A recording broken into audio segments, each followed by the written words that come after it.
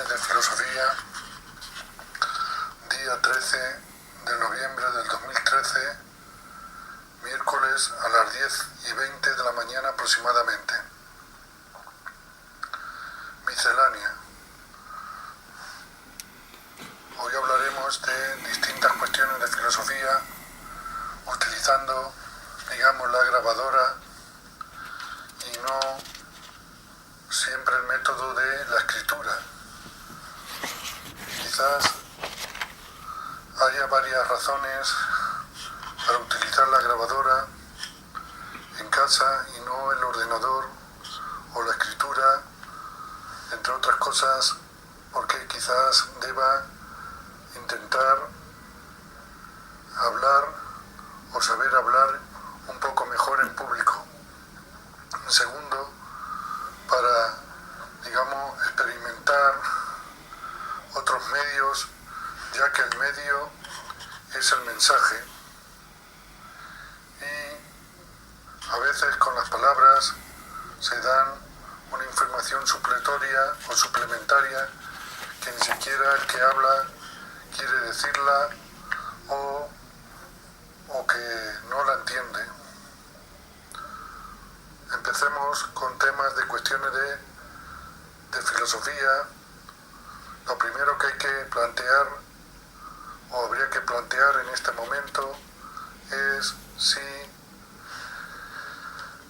en el futuro, empezando por hoy, debo volver a la filosofía y dedicarme a la filosofía en la medida de mis posibilidades, ya que mi situación laboral ha cambiado y aunque en relación a la filosofía tengo pendiente una posición para los próximos meses, para junio,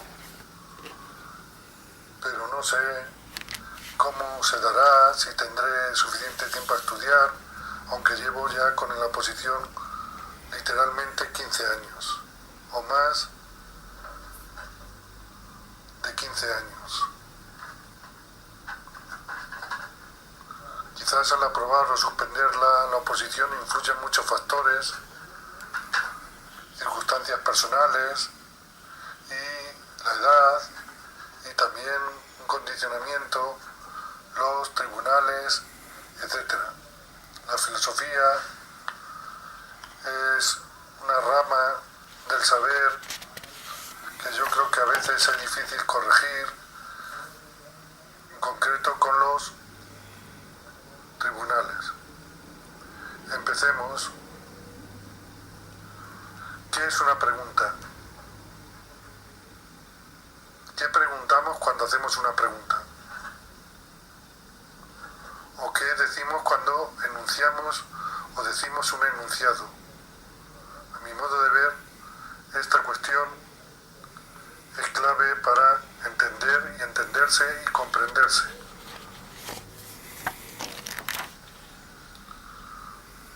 Si sigo con la filosofía, que creo que debo de seguir a la medida de lo posible, uno de los problemas es si lo que piense o lo que observe o lo que quiera plasmar, si solamente utilizo los medios de una escritura normal de boli o de pluma sobre papel, o utilizo el ordenador y lo que permite, o también si utilizo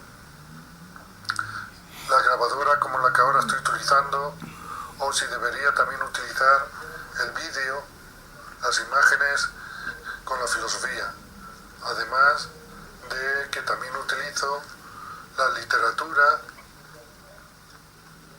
y también utilizo la pintura y el dibujo. Actualmente en Internet ha permitido que cientos o miles de personas pues han subido textos de todos los niveles y de todos los contenidos y de todas las profundidades, etc. Por supuesto, lo que yo pueda subir, si es que subo, que he subido algo que quizás no tenga valor, pero me pregunto si hoy se sea un gran pensador, o sea un pensador mediocre, o sea un pensador como ahora yo, en mi caso que estoy fuera incluso de la enseñanza secundaria, ni siquiera en la universitaria, pero tampoco la secundaria, ni la primaria, claro, sí debo o puedo utilizar este medio nuevo.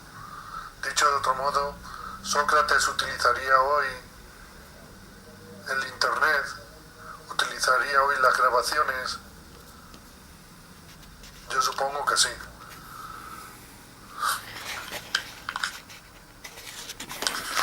A mi entender, creo que la filosofía a veces hay que pensarla mucho, los temas y las cuestiones, pero a veces también hay que dejar libertad al pensamiento.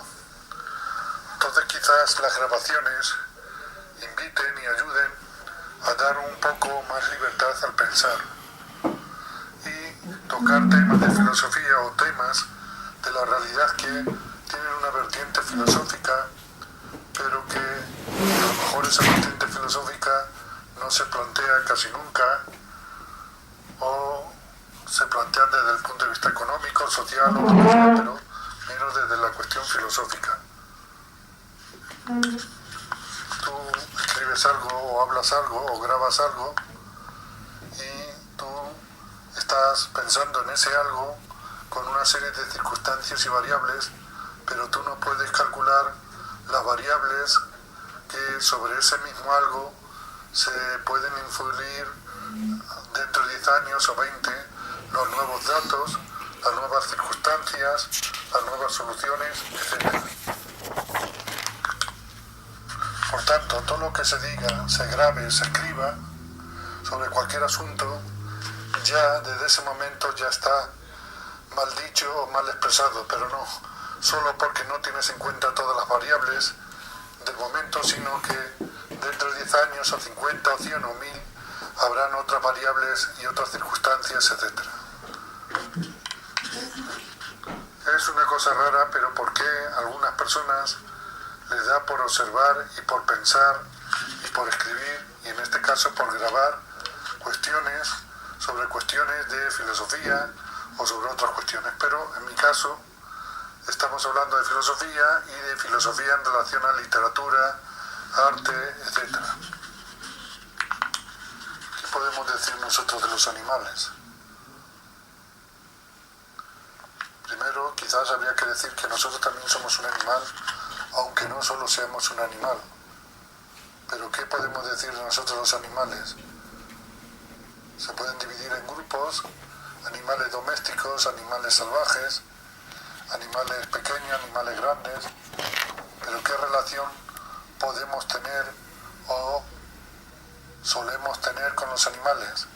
Pero ahora, estas preguntas han sido clásicas o han podido ser clásicas durante siglos, pero ahora estamos en una situación que se ve en el horizonte que nosotros genéticamente podemos cambiar a los animales, e incluso quizás dentro de nada o dentro de unas décadas podremos crear nuevas variedades de animales y de plantas, pero también incluso a lo mejor nuevas especies de animales dentro de un siglo o de dos. Por tanto, el problema en relación con los animales se complica aún más, pero también hay que tener en cuenta que está en el horizonte o la posibilidad de que haya vida y de que haya otros seres en la galaxia o en otras galaxias. Por tanto, la pregunta clásica de los animales que nos hemos hecho durante siglos, qué son los animales, etc., se difumina mucho o se expande mucho en nuevos horizontes y en nuevas posibilidades. A mi modo de ver, esto cambia de alguna manera casi todo o casi todas las percepciones que podemos tener sobre el animal. Aparte que se está descubriendo más lo que es un animal o las especies de animales, y por tanto no sabemos muy bien en qué se parecen a nosotros y en qué no se parecen, o qué diferencias hay, son de grado o cuantitativas o cualitativas, si es que quieren decir algo estas palabras. Debemos admitir que, igual que no sabemos apenas nada de nuestro cerebro, tampoco sabemos apenas nada del cerebro de los animales, y lo que estos pueden llegar a sentir o pensar o emocionarse, etc. O sea, los animales para nosotros son un misterio tan grande como quizás nosotros seamos para los animales. Por supuesto, estoy hablando de animales en sentido general, y hay cientos y millones y miles y millones de especies, y luego dentro de cada especie millones de individuos que tienen pequeñas diferencias. Por tanto, lo que habría que decir que después de 2 millones de años de evolución humana, apenas sabemos nada o casi nada de los animales en sentido estricto. Por supuesto que hemos avanzado mucho en el conocimiento, pero seriamente, ¿qué sabemos lo que piensa o siente o desea un elefante, un delfín, un cangrejo y todos los millones de especies que existen?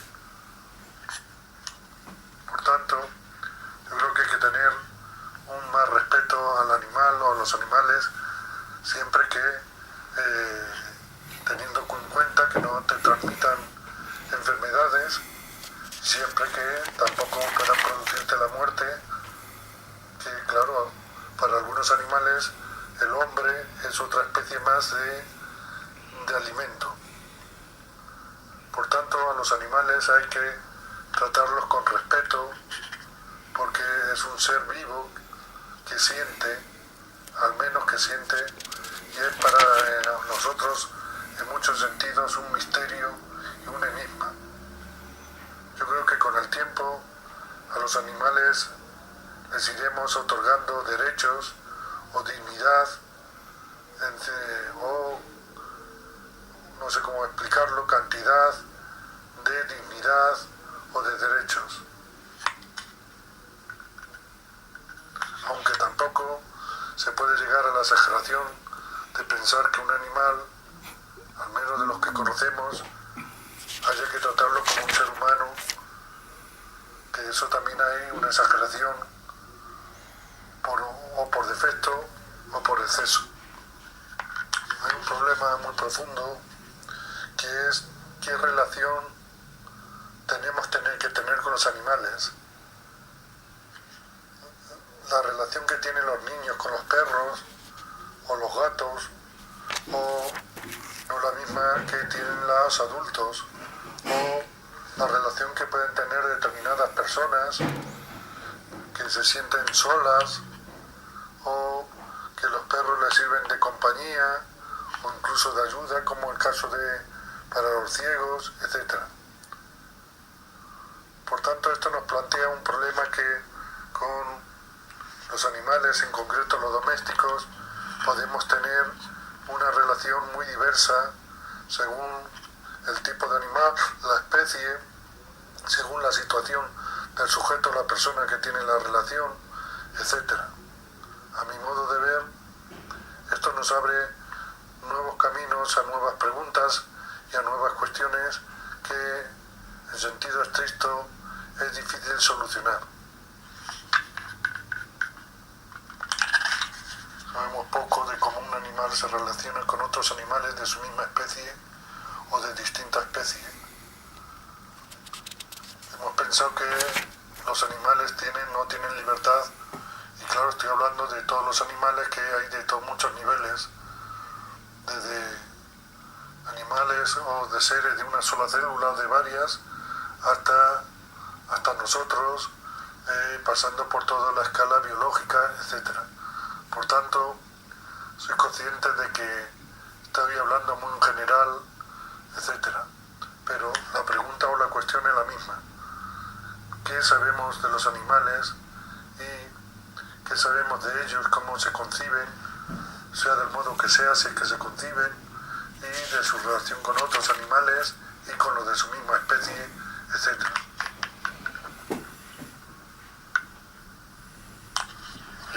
analizar también, y quizás eso de miedo, los factores o las variables o las cosas que los animales y nosotros tenemos en común, aunque sea en distinto grado y en distinta cantidad.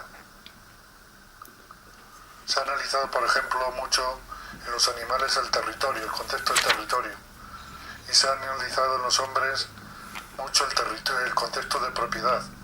Pero si nos fijamos, de alguna manera, el concepto de territorio en los animales y el concepto de propiedad en los seres humanos es muy similar. O es parecido si se quiere. Y que nadie se rasgue las vestiduras. Pero el capital, que es un concepto económico muy, digamos, muy complejo, muy elevado, es de alguna forma una extensión del territorio. O sea que el territorio de los animales es en cierto grado similar al territorio o a la propiedad de los seres humanos o al capital. No digo que sea igual, he dicho similar y que tiene algunas variables parecidas, sino iguales. Unas variables iguales y otras distintas. Si miramos esto desde este punto de vista, y si este punto de vista es acertado, nos damos cuenta que quizás muchos análisis sobre la propiedad y sobre el capital y sobre otras cuestiones relacionadas, incluido el dinero, que sería una forma de capital, pero también una forma de territorio, habría que modificarlo y matizarlo y quizás darse cuenta por qué es tan importante para los seres humanos todas estas cuestiones de dinero, capital, territorio, en definitiva, porque somos animales y tenemos inserto genéticamente o naturalmente esa capacidad o esa necesidad de territorio. Quizás de aquí se derivan una de las derivaciones. Estamos hablando, yo hablo en sentido del ensayo, no estoy hablando sistemáticamente, lo digo por si alguien no se entera. Por tanto, el ensayo, te fijas en algunos detalles o en algunas variables. Una consecuencia del territorio es cuando dos seres humanos tienen que vivir bajo el mismo techo y no se entienden, o no se entiende del todo. Y aquí está el drama de tantas familias a lo largo de la historia, y el drama especialmente en el siglo XX de los divorcios, etc. Que no solamente es una cuestión de territorio, sino es una cuestión de afectividad, etcétera, etcétera. Tanto de la reflexión del animal puede llevar a muchas otras reflexiones del espacio, del territorio del animal y lo que hace con ese espacio y con ese territorio de vivir y sobrevivir, de vivir, digamos, económicamente, de alimentarse y también de sobrevivir, y también la perduración de ese animal o de ese animal creando nuevos animales o criando nuevos animales y de la especie, la supervivencia de la especie. Hoy, como siempre, el problema del territorio está en el agotamiento del territorio, o que un territorio no pueda permitir nada más que determinado número de animales. El hombre, con la tecnología y el saber, ha ido aumentando al mismo territorio la posibilidad que vivan más seres humanos, inventando la agricultura, la ganadería, la industria, los servicios, la posindustria o lo que invente en el futuro. Pero la cuestión de territorio o de espacio es esencial para comprender no solo cualquier animal, sino sobre todo también al ser humano.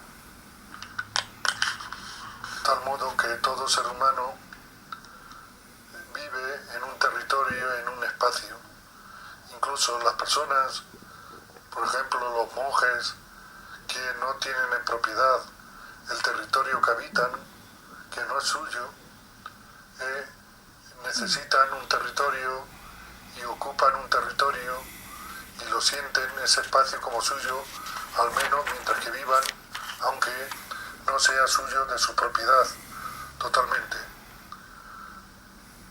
Sería en ese sentido como los animales que habitan un territorio y no saben que es de su propiedad, pero lo habitan y lo explotan y obtienen beneficios de ese territorio o de ese espacio. Podríamos decir una más de las definiciones del hombre, que es aquel ser que necesita espacio y necesita territorio. No creo que sea la definición más profunda y la mejor de todas las que se han podido crear o inventar o descubrir, pero sí es una más que nos descubre un aspecto de la realidad humana y también de cualquier animal que nosotros sepamos y de cualquier especie. Quizás solamente Dios, de existir Dios, es el ser que quizás al ser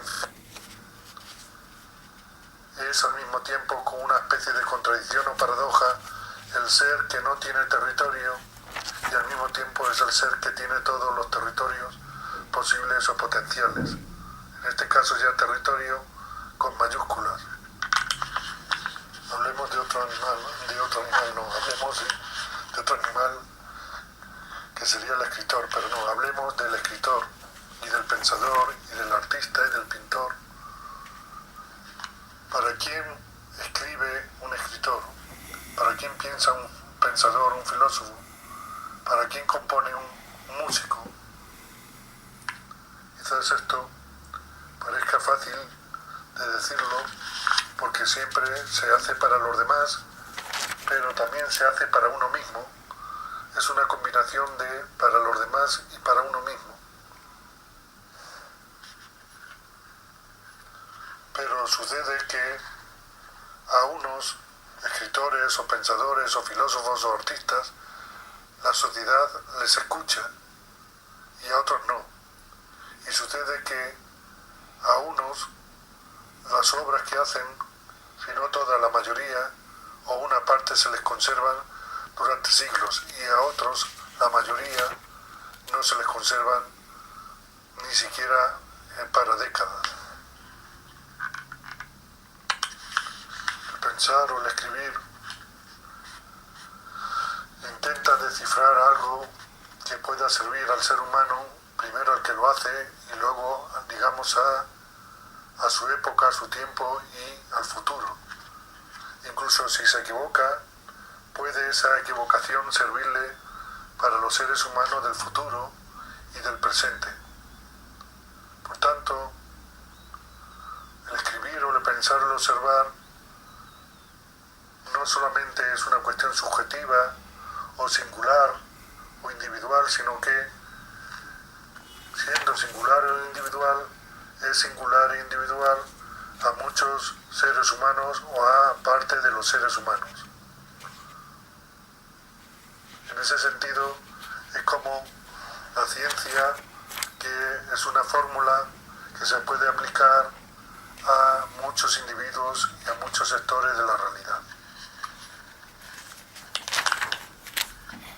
Escribir o pensar es llevar los conceptos, las ideas, los hechos, los datos, un poco más allá, o si se quiere, relacionar nuevos hechos, nuevos datos, o relacionarlo de nuevas formas, o relacionar hechos y datos con ideas y conceptos de nuevas maneras y de nuevas formas.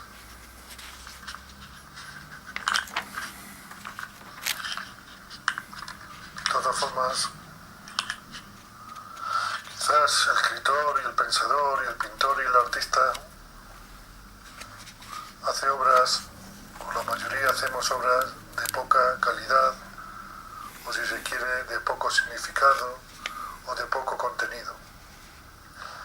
Bueno, hoy por hoy doy por terminadas estas conversaciones que no sé si es una idea aceptable desarrollar esto en casa, aunque pueda servir para otros fines, y es para mí más fácil escribir, o al menos si tengo el ordenador o un papel o un lápiz, escribir. Quizás la mente ya esté preparada de una manera y no de otra. Por tanto, doy por terminado estas conversaciones de filosofía a día 13 de noviembre del 2013